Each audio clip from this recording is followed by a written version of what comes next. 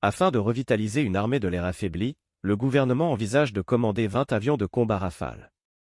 Les usines de Dassault, déjà sollicitées par les commandes à l'exportation, devront augmenter leur production pour répondre à cette nouvelle commande. Cette annonce a été accueillie favorablement chez Dassault Aviation et dans les bases de l'armée de l'air. Lors d'une visite à la base aérienne sans cesse de Luxeuil, Haute-Saône, le président Emmanuel Macron a annoncé le 18 mars la nouvelle attendue par le secteur de l'aviation de combat. Il a déclaré « Nous allons augmenter et accélérer les commandes de Rafale.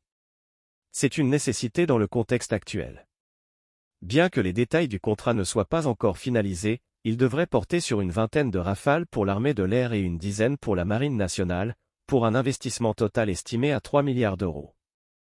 Cette annonce fait suite à la menace russe croissante à l'est de l'Europe et à la probable réduction de la présence américaine sur le continent. L'armée de l'air française est confrontée depuis des années à une flotte d'avions de combat en déclin. Cette année, la flotte compte 194 avions, hors Mirage 2000 d'entraînement, dont une centaine de Rafales. Ce chiffre représente une réduction significative par rapport aux 600 avions de la fin de la guerre froide. Comme le soulignent deux anciens pilotes de chasse, le lieutenant-colonel Adrien Gormand et Jean-Christophe Noël, dans un rapport du think tank IFRI publié en janvier, l'aviation de chasse française, avec 107 Rafales en service dans l'armée de l'air et 41 dans la marine nationale en 2024, est à son niveau le plus bas depuis 1916.